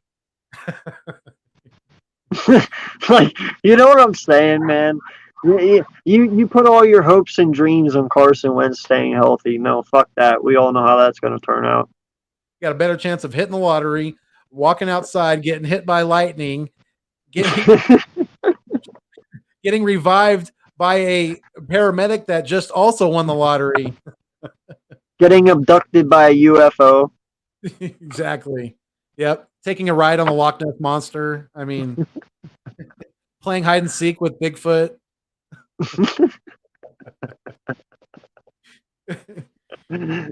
Oh shit. You know, but hey,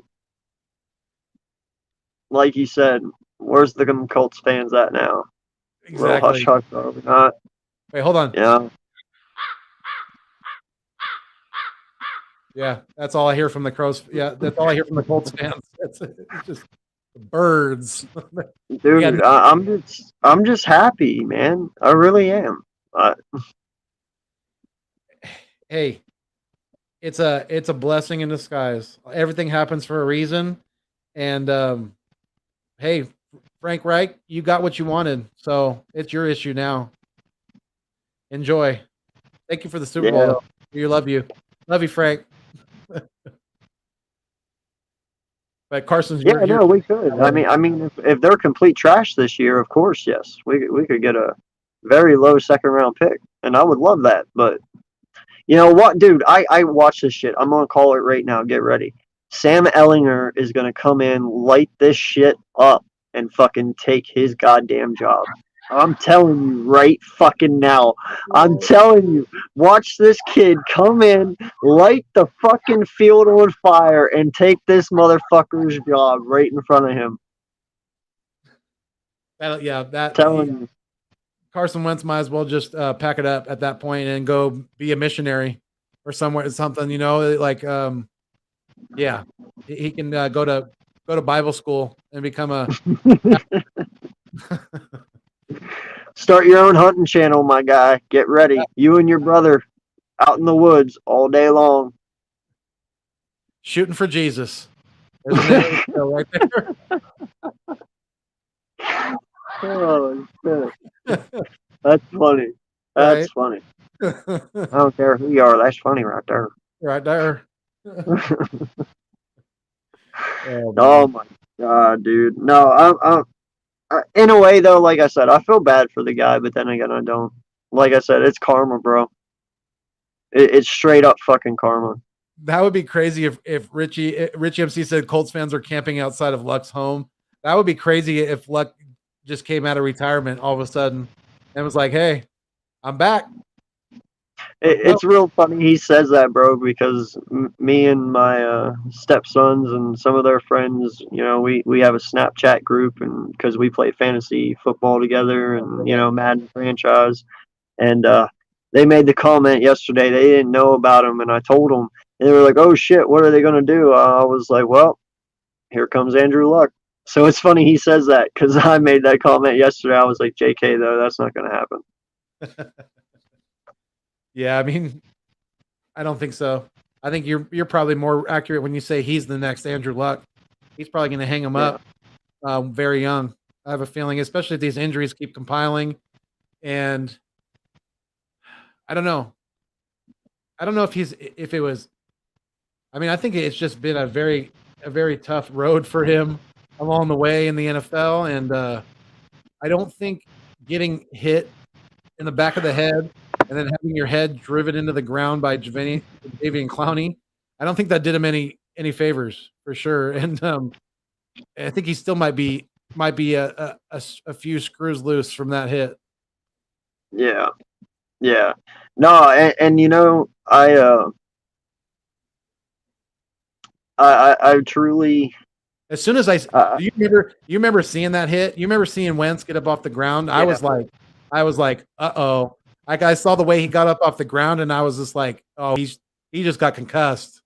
I seen it as soon as he turned his head towards the camera, you could just see his eyes were glazed. You know, he looked like. It reminded me of the scene in The Little Giants. Remember when that kid got knocked out into the ground? And he sits up and he's like, "Did I pass the spelling bee, Miss Hanson?" Yeah, exactly. Yeah, totally.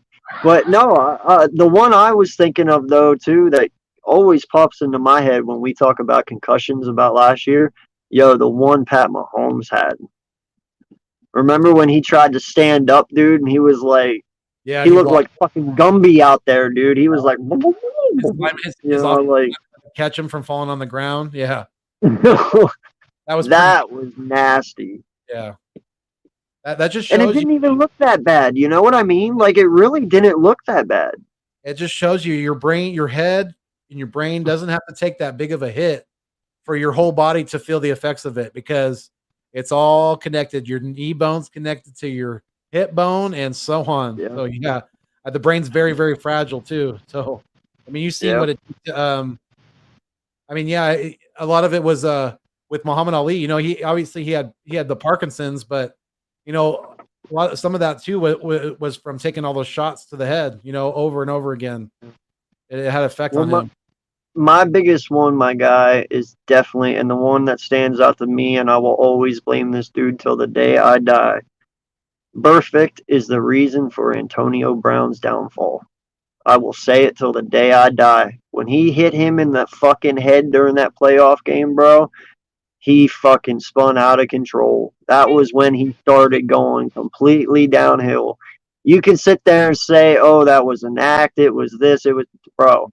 He was not fucking playing. If he was playing, he would have been playing the next week. And Antonio Brown did not play that following week. He got knocked the fuck out. And that was all on purpose.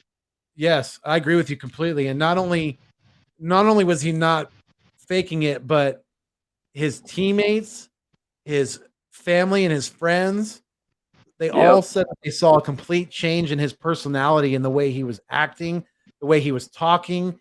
You know, CTE is no joke, dude. Perfect blasted him, literally, damn near took his head off. Almost took off his upper torso.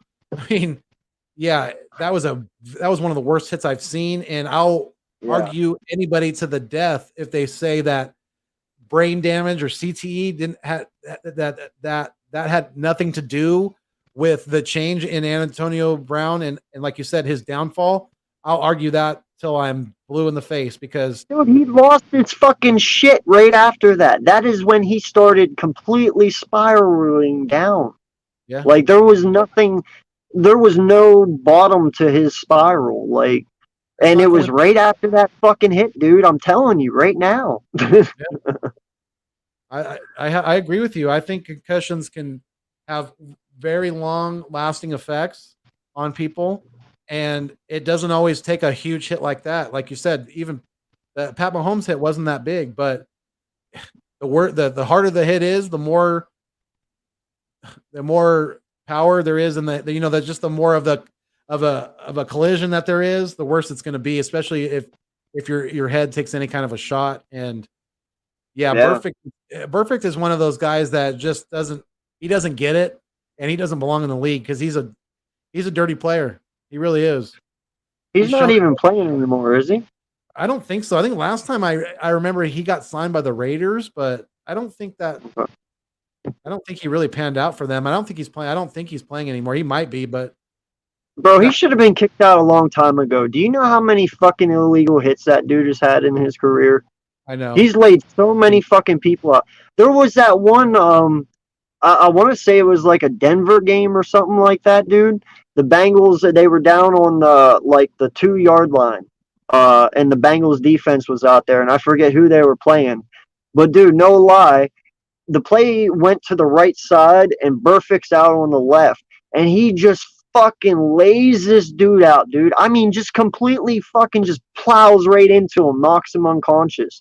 The ball's all the way on the right side. He had no reason to hit the dude on the left like that. He just fucking laid him out. I was like, bro, you got to get this guy out. Like, he's out to try and hurt people. Like, fuck out of here, man. Right.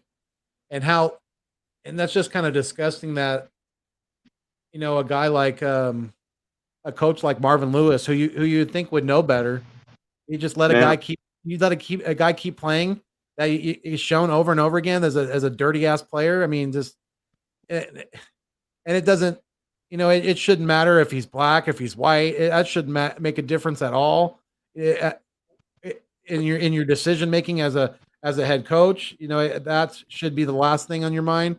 You should want guys out there that are playing the game the right way.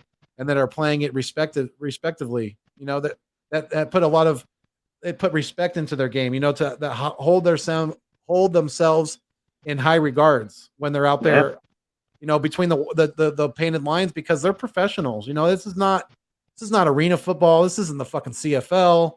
This isn't even, you know, this is American professional football, and you guys should be acting like you're professionals, and that's definitely very far from it. And I just, you know, for as long as Marvin Lewis was the head coach there, I scratched my head to why he was even letting him to continue to be out there playing. Yeah, no, I agree, man. Because to a point, you know, it gets to a point where it's like, is he targeting people at this point? Right. You know, you have to start asking those questions. And at one point, I truly felt that's what Burfict was doing. He was targeting people, and he was trying to take them out. And he can sit there and say all he wants. Oh, you know, well, I just play with a lot of heart. I play fast. You know, so it just happens. It's a split-second thing. It's like, yeah, you can say that, bro, but you've hit way too many people way too many times the same exact way to sit there and say it's accidental at this point, you know? Yeah, because I mean I mean, you remember the whole bounty gate in New Orleans, you know, with what's that fucker's name? That guy that's still a defensive coordinator in this league for some goddamn reason. I don't know why. Greg, what the fuck's his name? I can't think of his name right off the top of my head, but you know who I'm talking about.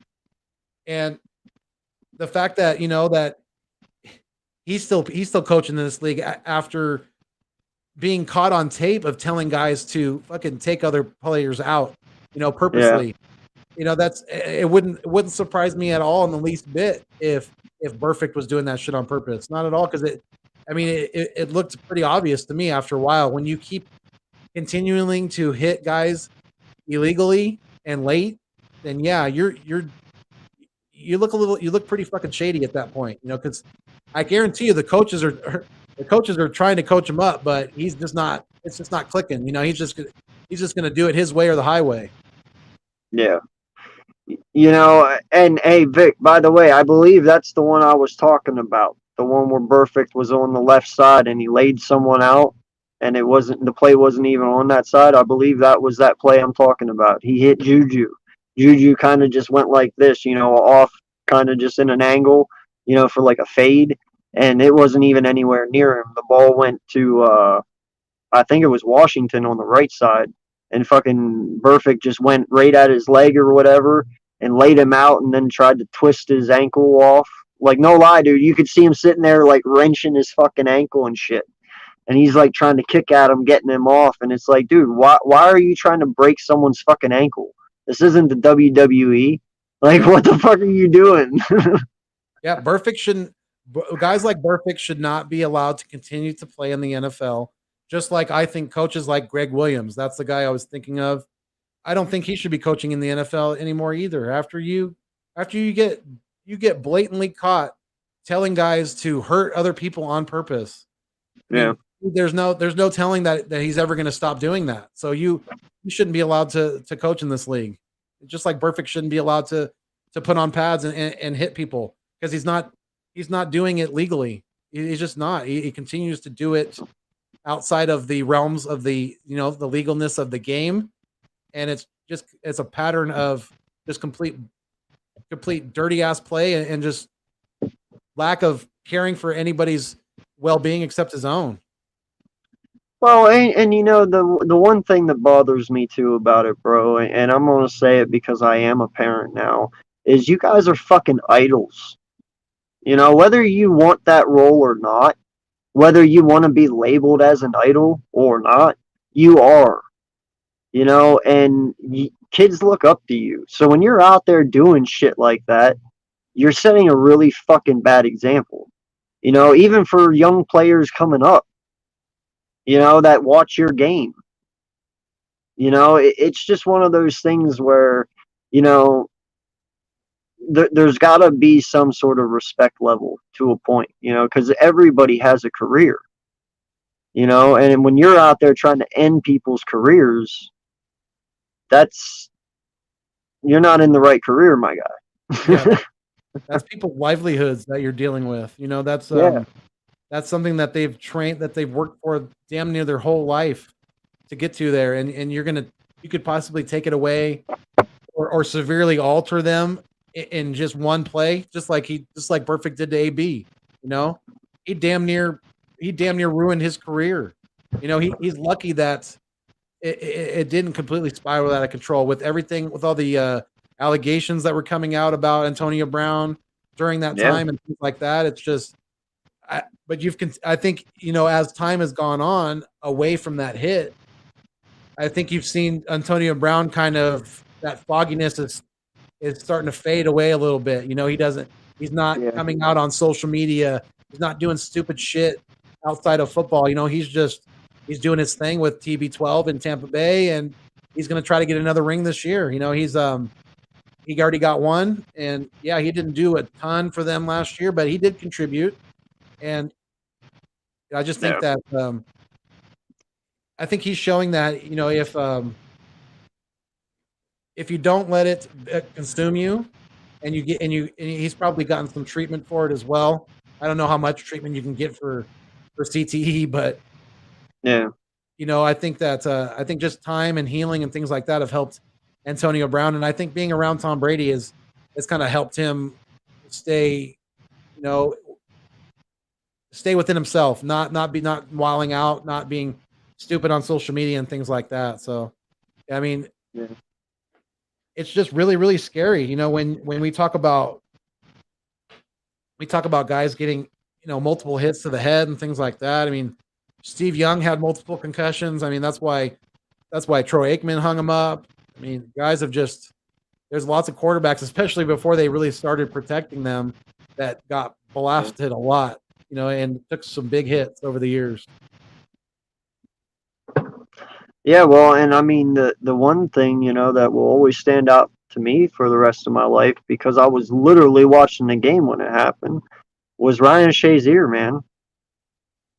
You know, fucking, I was watching that game when he went to go hit that dude, you know, and he led with his head, you know, and it sucks because he'll probably even tell you himself that was all his fault, you know. It really was.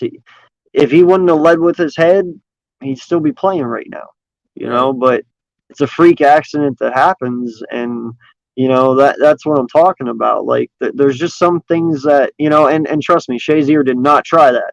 That was not something he was trying to do. It was just a freak accident that happened, you know, and that's something you just have to be aware of. Sometimes things like that happen, and it sucks, but. True. Yeah, it's part of the game sometimes. Yeah, no, I feel you, man. That was a sad day. I remember watching that, and I'll never forget it. It sucked. Shazier could have been fucking amazing, dude. He really could have been. Yeah, it was really sad to see. He's going to retire. Oh yeah, man. Well, he already is injured. So does that mean one more? Going to retire right now? One more. I give him one more, man. Colts fans are going to lose their shit if Carson Wentz comes out and announces his retirement. They're going to lose their shit, dude. After Andrew Luck did that to them, and then they just got Carson Wentz, and if he does that to them too, oh boy. Hey, we'll give him Joe Flacco for cheap. I like it. I'm good with Mullins as our number 2. Mullins has been out playing him in camp anyway. Yep, and then we'll bring in Gardner Minshew as our number 3. Maybe Colin Kaepernick. Get some Minshew magic up in here. Colin Kaepernick wouldn't be a bad idea as a backup for us too. I mean, he's mobile. He wouldn't have to change the offense too much from Jalen Hurts. Just a thought. Pause.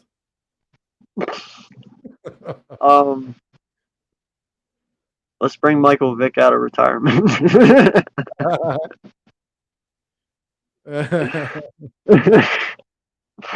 No, you know. Hey, Donovan, what are you doing? You know, that's what's funny about that, because that's actually what I was going to bring up earlier. You were bringing up the BG commercial and stuff. Yeah. No, dude, you got that commercial so wrong. If it's going to be any commercial, it's going to be a Chunky Campbell's commercial. For BG and his daughter. And his daughter. I got you. I could see that too. Hell yeah. They just got it. They got to get him doing something. I mean, the reason I said Graham Cracker is because his last name's Graham. You know, it goes together, and that's my saying. When he makes a big play, I say somebody get me a Graham Cracker. That's my thing. I came up with that during the Super Bowl, and yeah, I've been saying it ever since. Somebody get me a bleeping Graham Cracker. Yeah, and the other reason it wouldn't happen either, man, is because the PR would be so fucking bad, dude. Yeah. I mean, I get it. You know, we took on Michael Vick, you know, and I'm so happy we fucking did. Dude, I never was a Kaepernick fan. I know he had that one good year, but if you look at his stats, though, man, he really isn't that fucking amazing. He really isn't. And I think he was. I definitely think he was on something. I don't know if it was steroids or what, but I mean, you look back at when he was lighting the league on fire. That dude had quite a bit of muscle, and then when he started protesting and all that, he got skinny real quick. It's like defense. Navarro fucking Bowman, for Christ's sake. Let's not forget about Bowman. That defense was fucking nasty. Yeah. Yes. That defense carried them there, man. He just got really fucking lucky. Now, he did have a good year. I won't lie. He did have a good year, but that was his only one. Like, I'm sorry, but what made it... All right, hold on. Now you got me started.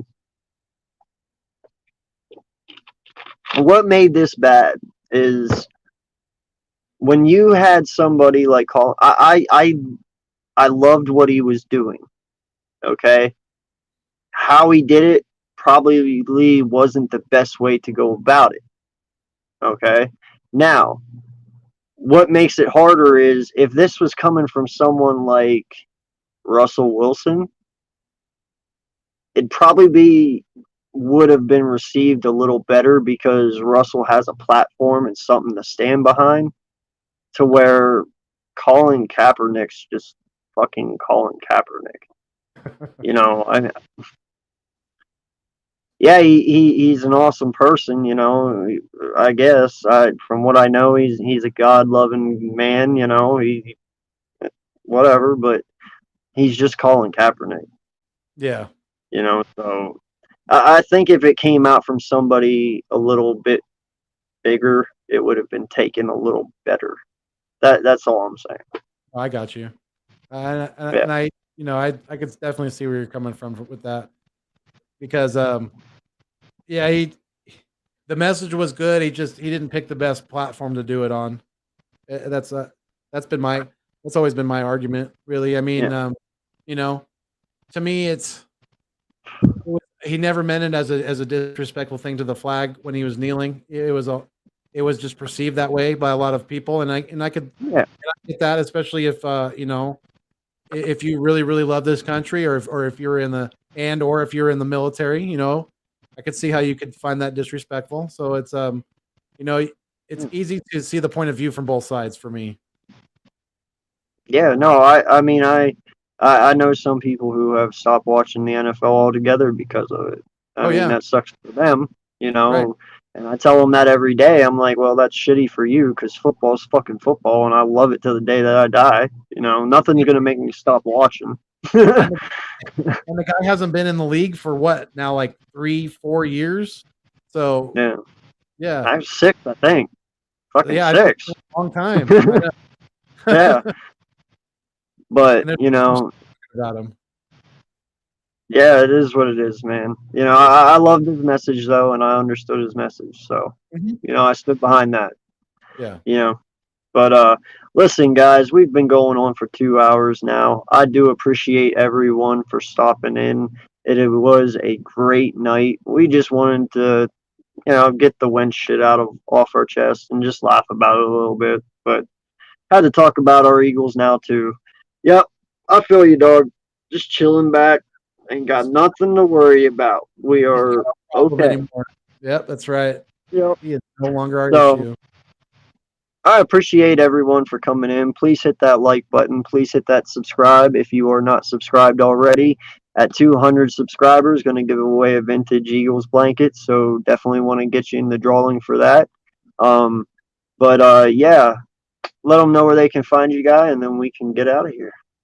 Absolutely. Yeah, come check me out. If you haven't done so already, please come like, comment, share, and subscribe to the Nest Out West with Philly Foothills. That's me. I go by Philly Fuego. That's my alter ego, the producer of the show. When you see me wearing the green wrestling mask, that's when you know it's definitely heating up with some of the controversy with Eagles talk. But yeah, come check me out. The Nest Out West. I'm on the push now. Now that I've reached 1,000 subs, I'm on the push to hit that marker of 4,000 watch hours. So please make sure that you, if you can, watch all my content as much as possible. Go on a Foothills binge. Shout out to Random Anton, who is one of my loyal Philbillies out there, and he is helping me out right now by stacking up some of these watch hours by going.